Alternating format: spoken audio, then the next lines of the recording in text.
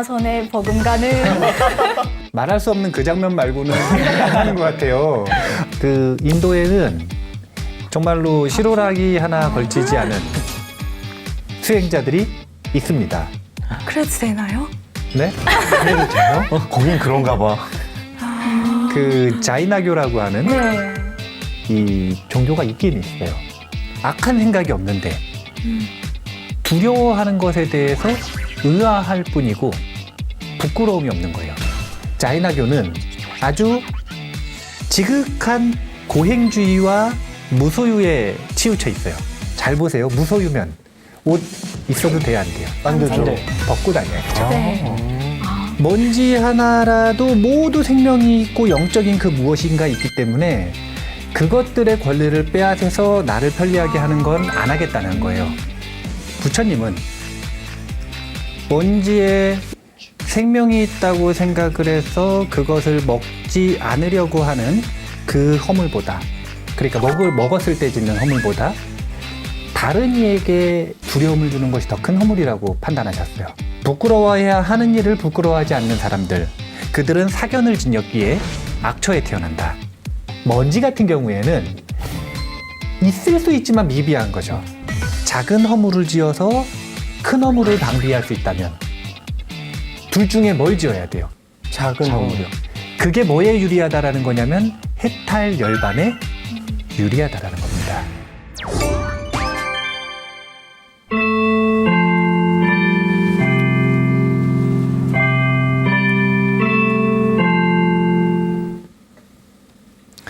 잘 쉬셨어요? 네. 잘 쉬셨어요? 네. 우리가 지금 첫 번째 시간에 나체 수행자의 부끄러움 이야기를 봤죠. 나체 수행자가 뭐가 부끄러운 거예요? 그 살생을 살생을 하는 것에 대한 부끄러움을 가지고 있었던 것 같아요. 그러니까 좀 더 엄밀히 얘기하면 먼지 먹는 거. 네. 전 미움. 네, 먼지 먹는 거. 이게 부끄러웠어요. 네. 근데 비구가 보기에는 뭐가 부끄러웠어야 되는 거예요. 나체로 남에게 피해를 끼치는 것. 그렇죠. 네. 네. 그러니까 뭐가 부끄러운 일인가 이것을 나누는 게 정견이었던 거죠. 네. 네. 그래서 수선신심에 해당된다라고 볼 수가 있는 것이 두 가지 선한 마음이 나왔어요. 첫 번째는 부끄러워하는 마음, 그리고 두 번째는 정견. 근데 그 중에서 정견은 모든 수행의 궁극적인 목표이기 때문에 그 중에서 강조가 되는 건 제목에도 나와 있지만 부끄러움입니다. 부끄러워한다. 이것이 왜 선한 마음인가? 지난 시간에 못다한 질문부터 이게 왜 선한 마음일까까지 해당되는 내용 한번 질문을 받는 시간을 가져볼까요? 네, 네. 부처 핸즈업 시간이죠. 오늘은 근데 제가 대기실에서 본 결과 네, 질문이 많을 것 같아요. 좋습니다. 그래서 냉큼 제가 먼저 질문해서. 네, 지난 시간에 말씀하신 것 중에 사견을 가진 사람은 악처에 태어나고 정견을 가진 사람은 선처에 태어난다라고 말씀을 하셨다고 했는데 이 악처랑 선처가 뭔지도 좀 궁금해요. 일단 처라는 건 장소라는 거죠. 네. 네. 이 우리의 삶을 비유로 보면 어딘가로 향하고 있어요. 누구나. 네. 우리는 같은 곳을 향해 갈까요? 다른 곳을 향해 갈까요? 같은 곳. 슬 향해 가야 되죠? 그렇죠. 희망사항이겠죠? 그곳?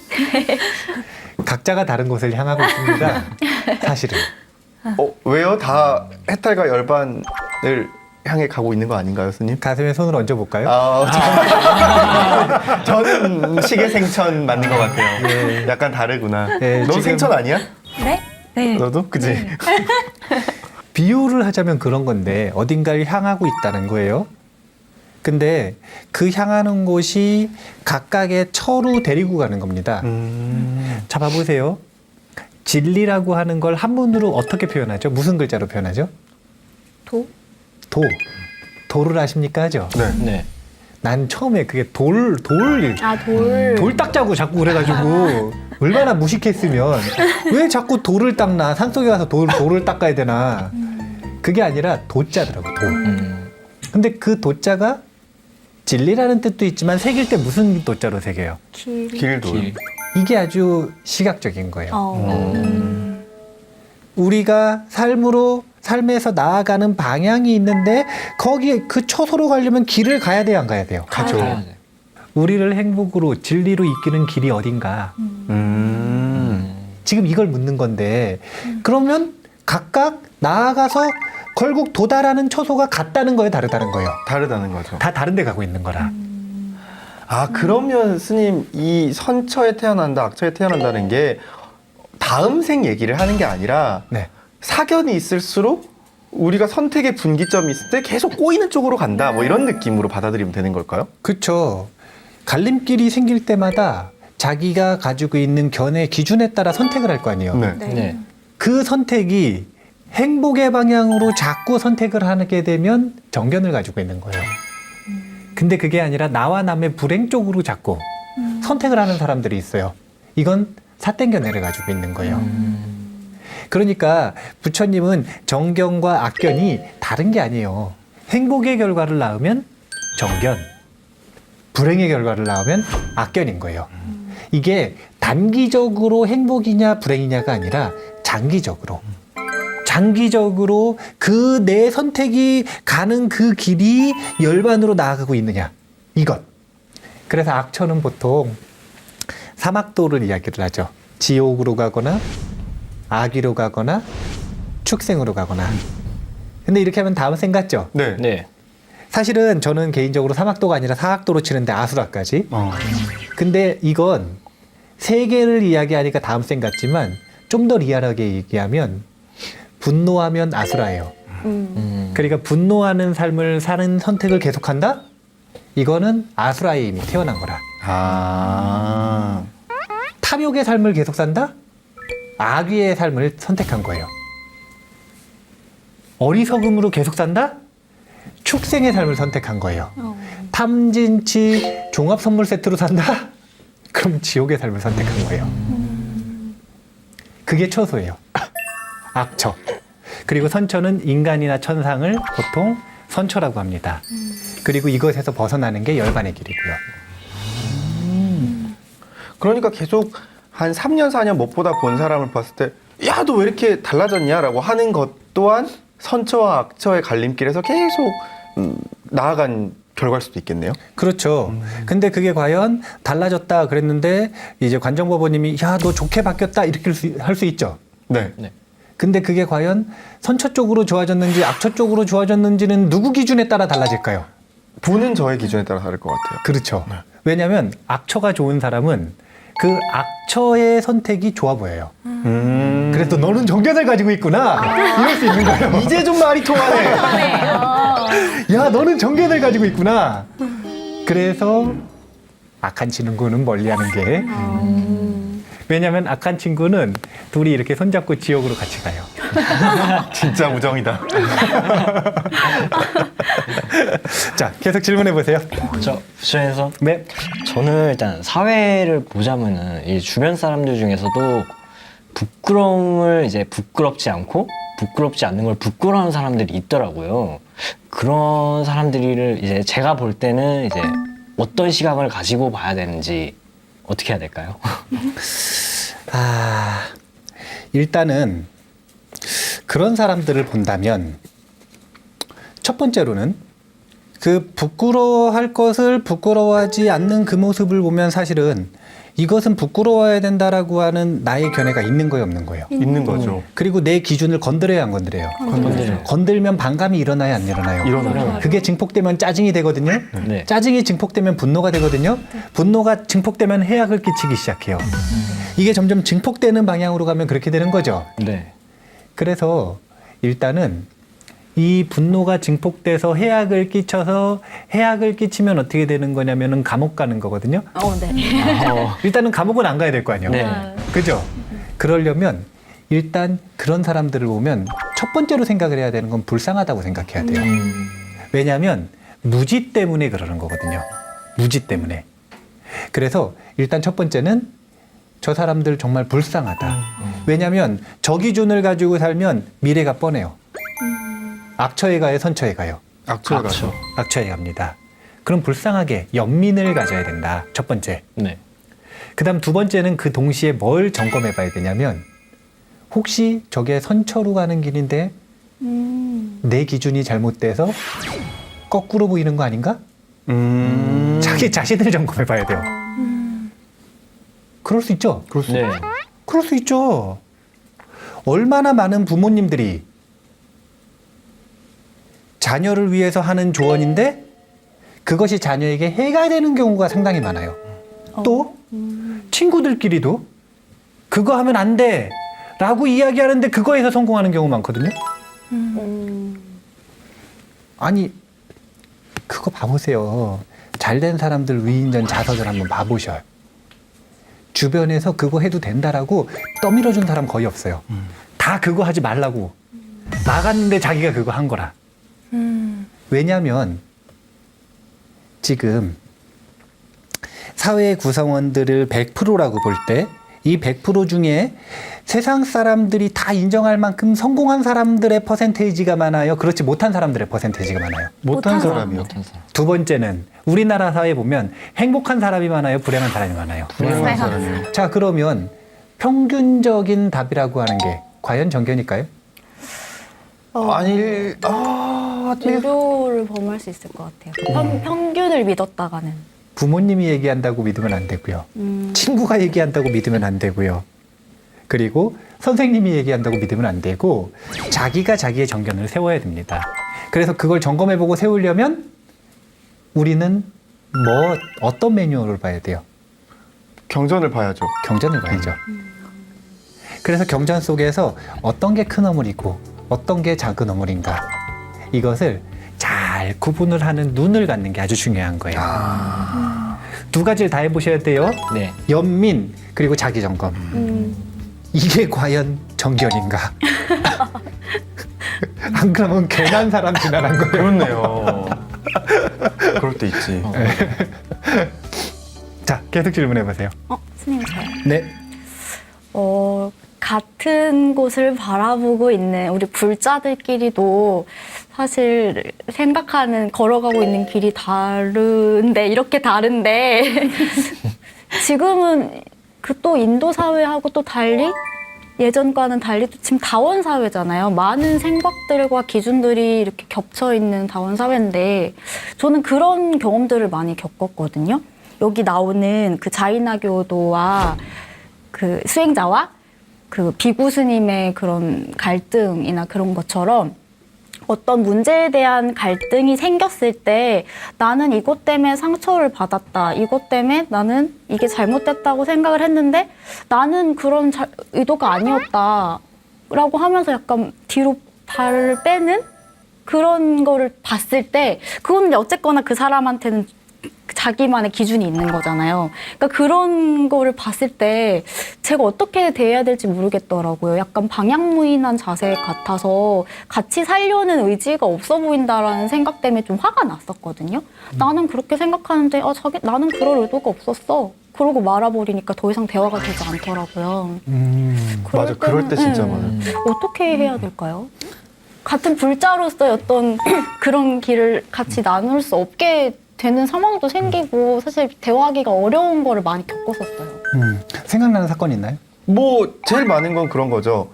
이를테면 뭐 용기가 필요한 사람, 조금 위축돼 있는 사람한테 야, 너 그런 식으로 살면 안 돼. 이렇게 해가지고 이렇게 해야지라고 조언이라고 던진 거예요. 근데 받는 나는 그것 때문에 더 큰 상처를 받았어요. 그래서 나는 힘들 때 그렇게 네가 처신을 잘못한 거야 라는 식의 말은 하지 않았으면 좋겠어. 상처받았어 라고 했어. 왜? 난 도와주려고 한 건데?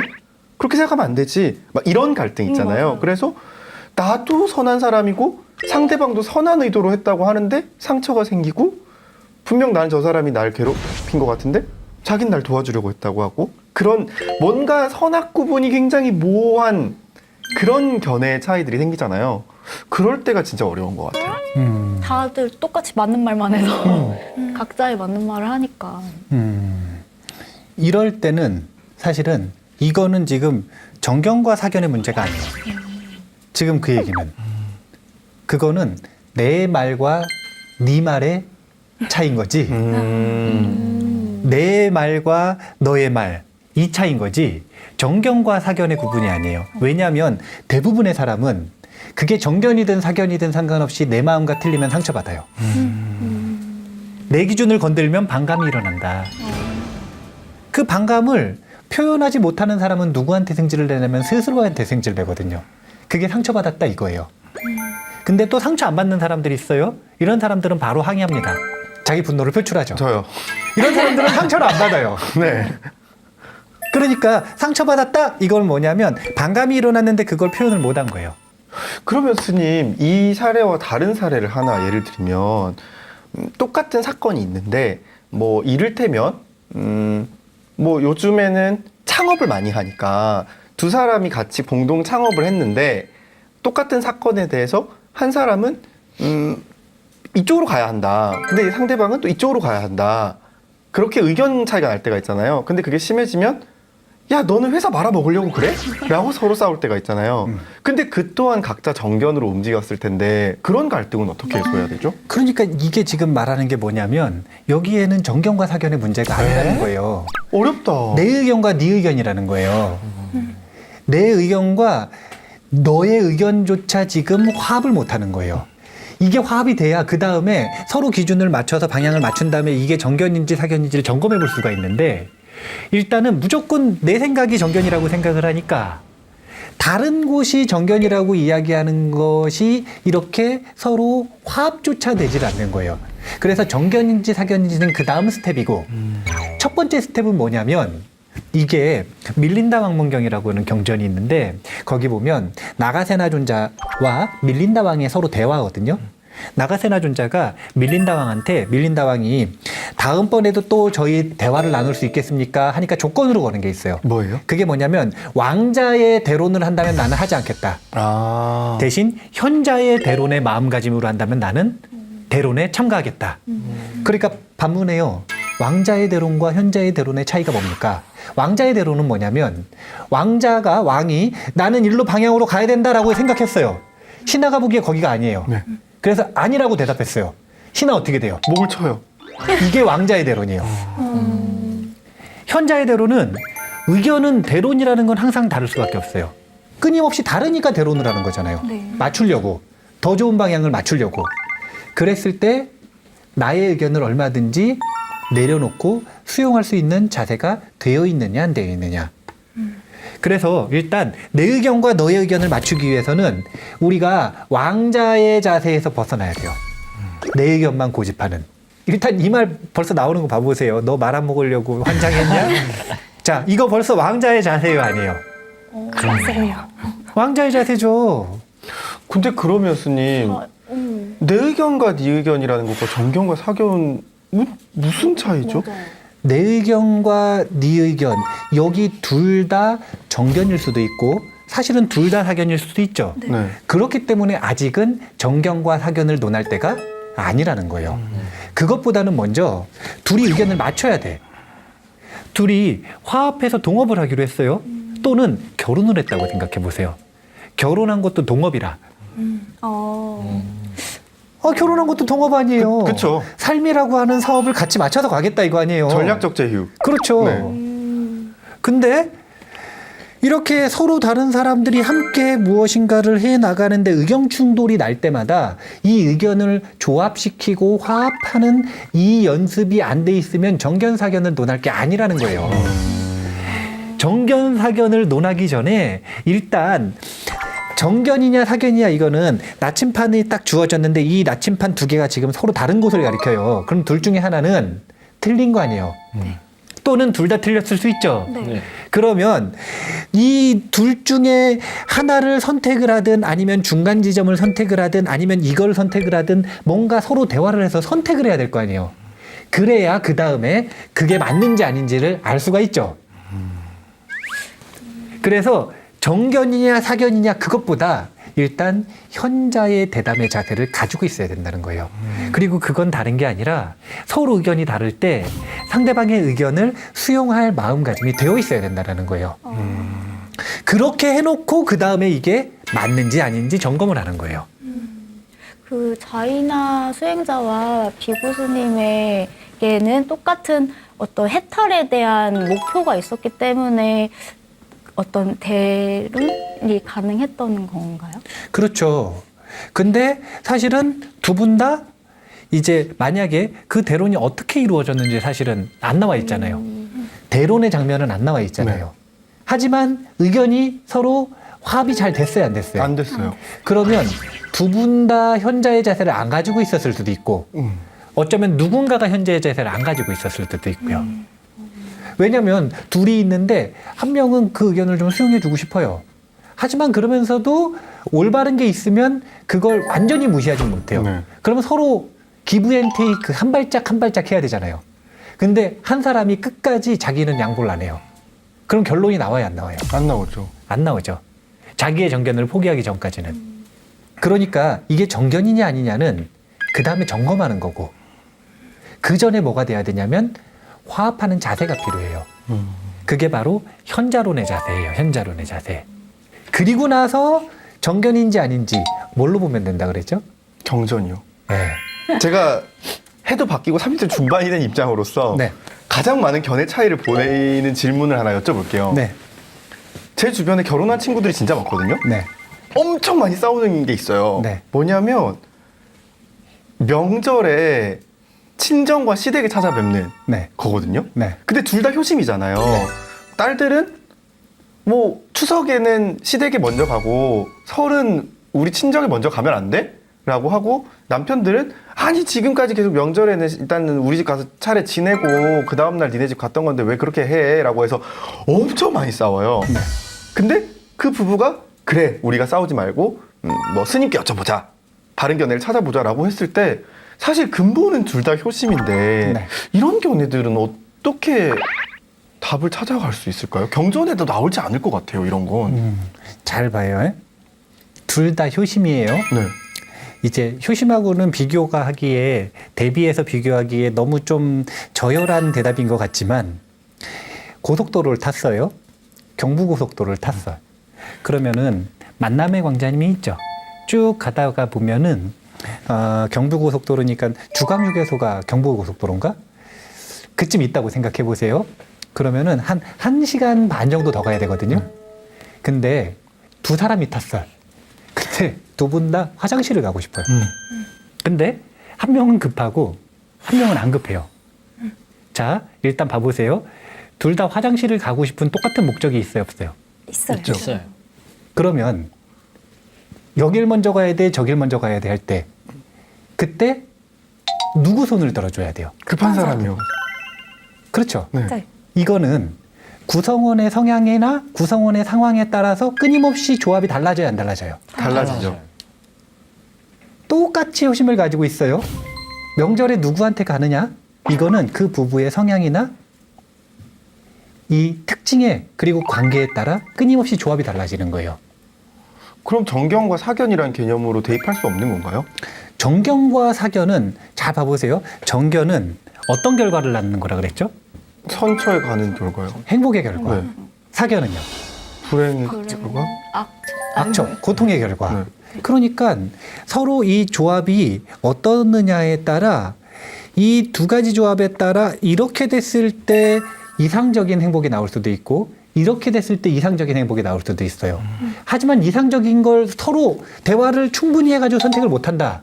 그럼 차선이라도 선택해야 되죠. 네. 네. 이런 식으로 얼마나 현자론으로서 상대방과 대화할 마음이 있고 수용할 마음이 있느냐에 따라 얼마나 많은 대화를 거치느냐에 따라 점점 정견에 가까워지는 거예요. 그럼 그래, 모든 부부가 정견이 같은 답은 아니겠네요? 당연히 아니죠. 정견은 고정된 게 아니에요. 정견은 항상 타이밍 따라 틀려져요. 정견은 항상 타이밍 따라 틀려지는 거예요. 많은 사람들이 국회의원이 선거할 때 공약을 내걸어요, 안 걸어요? 네죠. 내걸죠. 네. 근데 공약을 나중에 지키는 경우가 많아요, 안 지키는 경우가 많아요? 안 지키죠. 근데 너무 안 지키니까 그것에 사람들이 좀 짜증이 나가지고 너무 왜 저희 공약을 안 지키느냐 이렇게 얘기를 하는데 사실은 엄밀히 얘기를 하면 안 지키는 게 더 나은 경우도 많아요. 시절이 달라지잖아요. 상황이 달라져서. 시절이 달라지잖아요. 그러면 만약에 현명한 국회의원이고 현명한 정치가라면 자기가 약속을 했기 때문에 이 상황에 이게 정말 악순데도 자기 명예를 지키기 위해서 이걸 지키는 게 국가에 유리한 거예요? 아니면 그 상황에 적절한 걸 선택하는 게 국가에 유리한 거예요? 적절한 그런 거죠. 물론 이런 믿음이 없지 지금. 또 다른 주머니 채우려고 저거. 아니 이런 믿음이 없어서 아, 그렇지만 그렇죠. 만약에 믿음이 있다면 사실은 항상 정견은 변하는 것이다라는 걸 알아야 된다는 거예요. 정견이라고 하는 건 시중을 알아야 된다 그러는데 타이밍. 그 적절한 타이밍에 맞는 그것이 정견이에요. 왜냐하면 조합이 계속 달라지기 때문에. 아. 그렇기 때문에 스님들이 이 두 부부가 왔을 때랑 이 두 부부가 왔을 때랑 다른 대답을 하신단 말이에요. 그렇구나. 서로 대화하게 해놓고 이렇게 상황을 보면서 성격들을 보는 거예요. 아, 누가 갑이고 누가 을인지. 누구는 수용할 마음이 있고 누구는 꽉 막혔는지 그런 것들을 딱 보고 조언해 주는 거죠. 이해가 조금 된 것 같아요. 대신 그 찾아나가는 여정에서 필요한 게 뭐냐면 부끄러움을 하는 것. 그래서 부끄럽기 때문에 상대방과 끊임없이 단점을 없애고 장점을 극대화하기 위해서 내 고집을 좀 버리고 수용하는 자세로 대화를 끊임없이 이어나가는 것. 이게 우리 함께 살아나가는데 정말 중요한 자세인 거예요. 아, 한 가지 질문 더 해볼까요? 네, 부처인성. 네. 제가 나체 얘기가 나와가지고. 아이고. 질문했거든요. 네, 근데 지금도 그 수행을 하고 계시는 분이 있다고 말씀을 하셨는데 이 정견으로 봤을 때는 잘못된 견해로 가고 있는 거잖아요. 그 수행이. 근데 그때에 부끄러워하지 말아야 할 일에 대해서는 부끄러워하고 부끄러워야 할 일에 대해서는 컨닝하지 마. 부끄러워하지 않는다를 수용이 안 된 건가요? 이야기가 안 됐기 때문에 지금도 아직 수행을 하고 계신 분들이 있는 건가요? 그러니까 이거를 오해를 하시면 안 되는 것 중에 하나가 여기서 지금 나체 수행자에 대한 이야기가 나오고 나체 수행자가 부끄러워야 할 것에 대해서 부끄러워하지 않고 부끄러워하지 않아야 될 것에 대해서는 부끄러워한다 이런 언급이 나왔죠. 네. 네. 그러니까 자인학교 전체를 이야기하는 것 같아요. 그렇죠? 네. 근데 자인학교 전체에서 나체 수행을 하시는 그분들이 사실은 전부 부끄러워할 것을 부끄러워하지 않는 분은 아니에요. 그래서 싸잡아가지고 정견이 없다라고 이야기할 수는 사실은 없어요. 어느 집단이나 마찬가지잖아요. 예를 들어가지고 불교에서도 불교가 가지고 있는 어떤 특징적인 무엇인가가 있는데 이것이 잘못 해석돼서 겉표면으로 다른 사람들한테 드러나기에 비난의 여지가 돼버렸어요. 근데 그 사람 때문에 불교가 전체가 예를 들어서 싸잡아서 비난을 받아버려요. 그럼 억울해요, 안 억울해요? 억울해요. 자인학교들도 억울할 수 있어. 그러니까 그렇게 싸잡아가지고 정견이 없다라고 생각할 수는 없어요. 왜냐하면 자인학교 가지고 행복해진 사람들이 분명히 있기 때문에. 다만 그렇게 자기가 가지고 있는 그 특정한 견해를 고집하고 그것이 잘못됐음에도 불구하고 그걸 들을 생각이 없고 부끄러운 마음이 없어서 고칠 생각이 없고 이런 경우가 있다면 자인학교뿐만이 아니라 불교 내부에서도 우리는 스스로를 점검해보고 비판할 것은 비판하고 개선할 것은 개선하는 그런 마음가짐을 가질 필요가 있어요. 그리고 질문에 대한 곧바로 대답을 하면 자인학교에서는 그래서 조금 받아들여졌나요? 안 받아들여졌나요? 받아들여졌죠. 아까 백의파가 있다 그랬잖아요. 네. 네. 그런 것들 때문에 그래도 흰 옷이라도 좀 입고 다니자. 다만 그거 3벌 이상은 갖지 말자. 극단적인 무수유를 조금 표기한 거죠. 네. 왜냐하면 사회적으로 다른 사람들에게 불공업적으로 악영향을 미치는 걸 좀 방비하기 위해서. 그래서 백의파와 공의파, 공의파는 공짜예요, 빌공짜. 아예 옷을 안 입은 거죠. 그래서 이 둘을 나누는 기준이 사실은 조금 더 명확해지게 됐어요. 공의파는 아무나 못 됩니다. 이런 그렇게 세상 사람들이 부끄럽게 여기고 두려워하는 것들을 감화시킬 수 있을 만큼 자신이 청정해지고 자비로워진 사람들 있죠. 그래서 수행을 오래 하고 그 종단에서 인정받는 사람들 있죠. 그런 분들만 공의파가 될 수 있게 이 둘을 구분을 할 때 기준이 좀 생겼다 그래요. 그러니까 발가벗고 있어도 완전히 청정하고 자비로운 사람이 있죠. 이런 사람들 보고는 두려움을 좀 덜 느끼겠죠. 물론 밤에 갑자기 나타나면 그럼 두려움을 느낄 수 있겠지만 그럼요. 근데 자기가 그렇게 그것에 대해서 수치심이나 이 마음을 어지럽히는 그런 마음가짐을 가지고 있지 않으면 정말로 그럼 보는 사람도 괜찮을 수 있거든요. 보는 사람도. 그럼 저희는 만약에 혹시라도 그분들을 만나 뵙게 되면 어떻게 해야 될까요? 네? 모른 척 지나가 드리는 게 제일 아닐까? 이미 우리가 들었기 때문에 깜짝 놀라진 않겠죠. 네. 네, 깜짝 놀라진 않겠죠.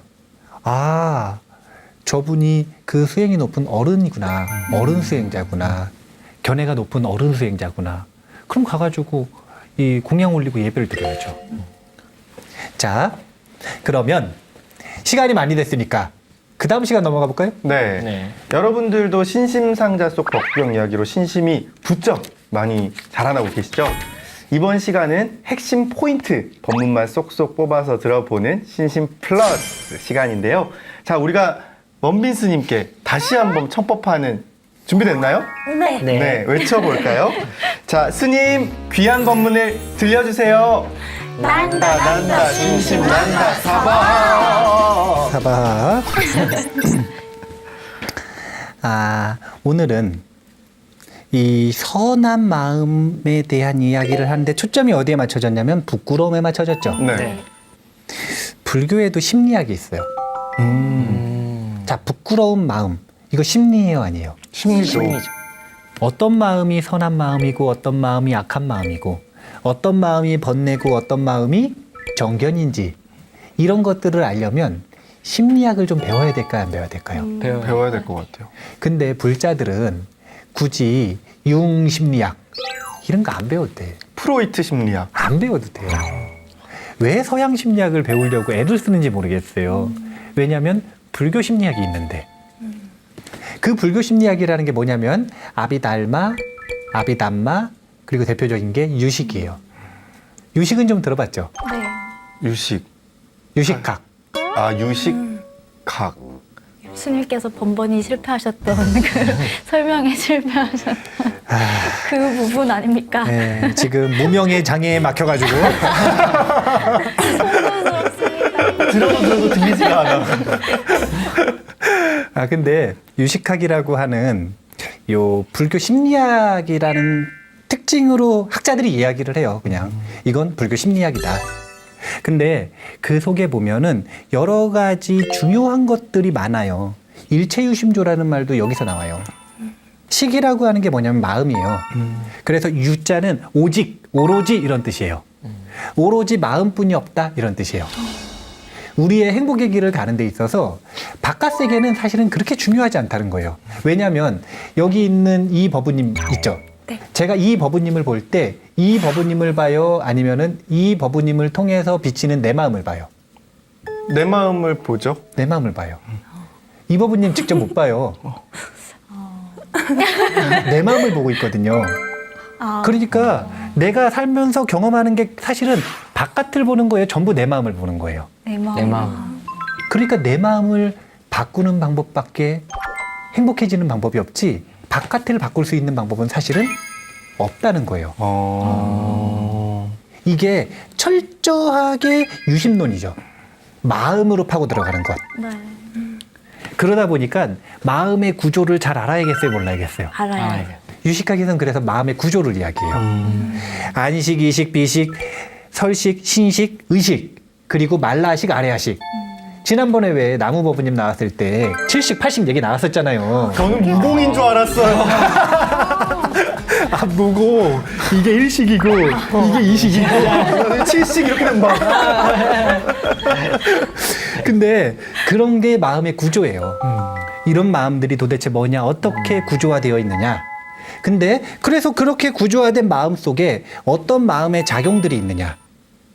그리고 그 마음의 작용들 중에서 불선한 건 빼버리고 선한 건 크게 키우고 번뇌는 없애버리고 지혜는 키우고 이런 것들이 수행론이란 말이에요. 이 세 가지를 다 논하고 있는 게 유식학이에요. 구조, 작용, 그리고 수행. 근데 그 중에서 개인적으로는 뭐를 제일 실용적으로 보냐면요.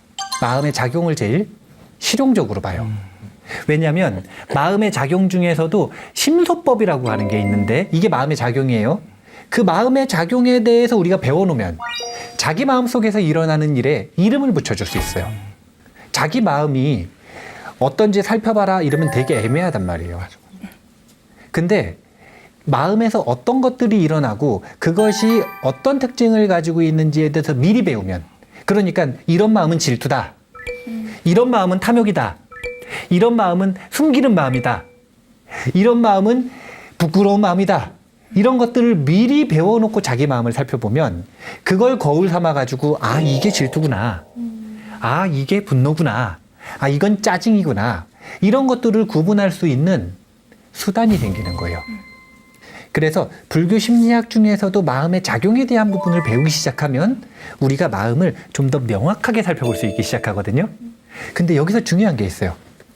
이 부끄러움에 대한 것이 유식학에서 말고 이 유식학의 근본이 되는 그 전 학문이 뭐냐면 아비달마라고 하는 학문이 있는데 거기서는 부끄러운 마음을 둘로 나눠요. 참, 괴. 참 왜요? 이렇게. 참과 괴. 괴? 한문으로 그렇게 했어요, 그냥. 참이라는 마음, 괴라는 마음.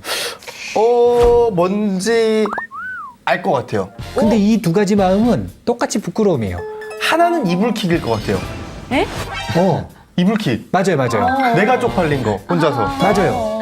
스스로에게 창피한 건 뭐냐면 참. 그게 아니라 바깥 보기에 부끄러운 거 있죠. 네. 스스로 양심에 걸리는 건 참.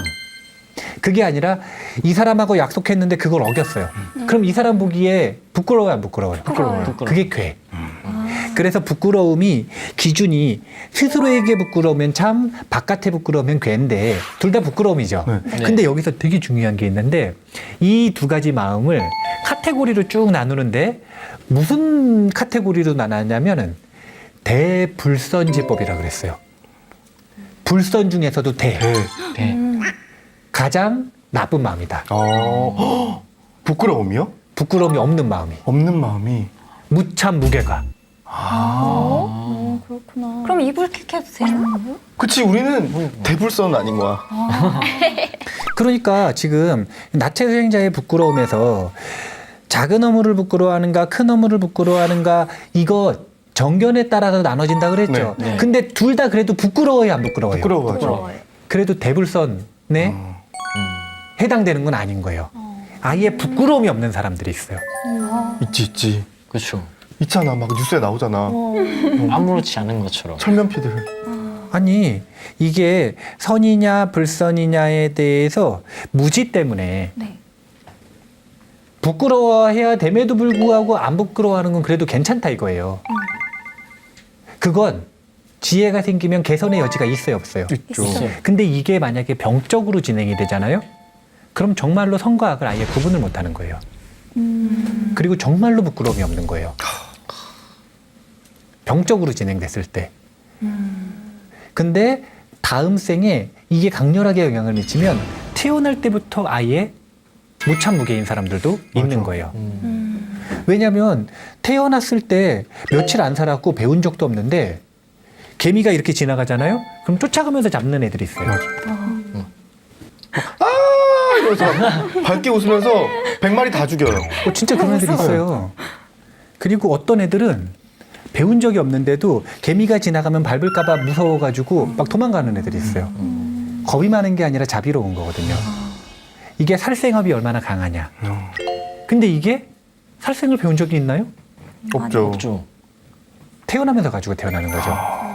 그것처럼 무참 무계의 업이 얼마나 강한가 이것도 전생의 영향을 받기도 하고 아니면 살아가면서 영향을 받기도 하고 둘 다인데 근데 여기서 중요한 건 그 무참과 무게, 부끄러움을 모르는 게 모든 악의 근본이라는 거예요.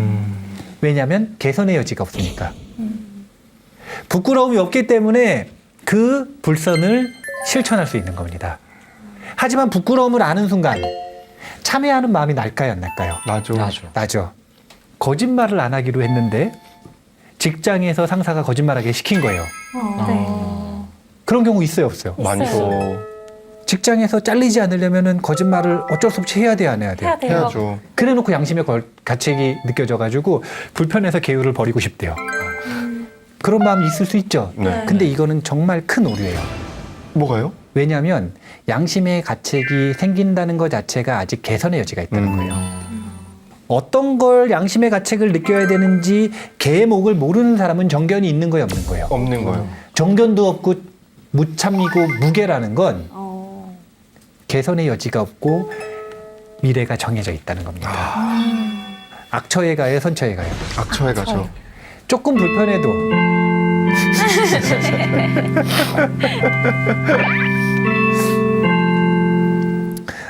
분명한 건 우리 지금 이 이야기들을 다 종합을 해서 볼 때 부끄러움을 알아야 된다는 거예요. 그게 정견을 찾아나가는 데 있어서 가장 큰 원동력이에요. 왜냐하면 부끄러워야 자기 고집을 덜 할 수가 있어요. 그래서 부끄러움을 가지지 않는 것, 이것이 대불선이라는 것. 유식이 아니라 저희 아비달마에서 대불선이라는 것. 유식에서는 선으로 쳐요. 뭘 치냐면 참과 개를, 부끄러움이 있는 것을 선으로 쳐요. 그러니까 사실은 똑같은 이야기죠. 부끄러움이 없는 것을 불선으로 치나, 부끄러움이 있는 것을 선으로 치나. 그러니까 우리가 참과 개를 일단은 가져야 된다는 거 첫 번째예요. 두 번째는 참과 개를 가질 거면 이왕이면 정견에 맞는 참과 개를 가지는 게 나아요? 사견에 맞는 참과 개를 가지는 게 나아요? 정견이요. 정견에 맞는 참과 개를 가지는 게 낫다라는 것. 그래서 그렇게 부끄러움을 알고 그 다음에 두 번째는 부끄러워할 것을 부끄러워하는, 즉 정견에 맞는 부끄러움을 갖는 것. 그래서 아까 스텝이 투 스텝이었던 거예요. 첫 번째는 부끄러움을 가지고 서로 이게 정견인지 아닌지보다는 먼저 화합해서 답을 찾아가기 위해 고집을 버리고 수용하는 과정을 거쳐야 된다는 것. 이건 부끄러움을 알아야 할 수 있는 거예요. 그 다음 두 번째는 그렇게 해서 나온 결론 있죠. 네. 이게 만약에 틀리면 둘이 같이 지옥 가는 거예요, 아니에요? 같이 가죠. 둘이 같이 사업을 말아먹는 거고 부부가 서로 이혼으로 가는 거예요. 파경으로 가는 거예요. 그렇지 않으려면 정견을 아는 그 누군가의 조언 또는 그것을 점검해 볼 수 있는 매뉴얼, 이것을 가지고 끊임없이 점검을 해서 방향성을 다시 한번 봐야 된다는 것. 이것은 정견의 문제인 것. 이렇게 투 스텝이라는 거 잘 기억을 하셔서 부끄러워해야 돼요, 안 해야 돼요? 부끄러워요. 우린 선한 거야. 양심의 가책이 있더라도 계율을 지녀야 돼요, 안 지녀야 돼요? 지녀야 돼요. 계율을 지녔음에도 양심의 가책이 없다. 그러면 축생입니다. 양심의 가책이 있다? 나는 아직 인간이다. 라고 안심하면서 양심의 가책이 없을 만큼 잘 지킨다. 그러면 그 사람은 이미 천신이라. 천상의 길을 가는 거니까요. 그러니까 불편함을 못 견디겠다고 계율을 버리기보다는 그 부끄러움에 불편함을 기뻐하는 우리가 됐으면 좋겠다라는 생각을 합니다. 부끄러워하는 걸 불편해할 거예요? 기뻐할 거예요? 기뻐요. 기뻐할 거예요? 네. 좋습니다. 그렇게 우리가 그 불편함을 감당하고 그 불편함으로 선으로 나아가는 원동력을 삼는, 그렇게 점점 더 행복의 길로 나아가는 그런 힌트 한 가지쯤은 얻는 시간이 되었을 거라고 생각을 하고요. 그렇죠? 네. 네. 그러면 우리 다 같이 이 부끄러움을 기쁘게 여기겠다라는 마음만큼 기쁘게 마무리를 해보도록 하겠습니다. 절에서 만난 친구들의 거침없는 수다. 청춘 토크쇼. 절친. 아, 부끄러워. 부끄러움의 포즈를 하시네. 부끄러움의 포즈.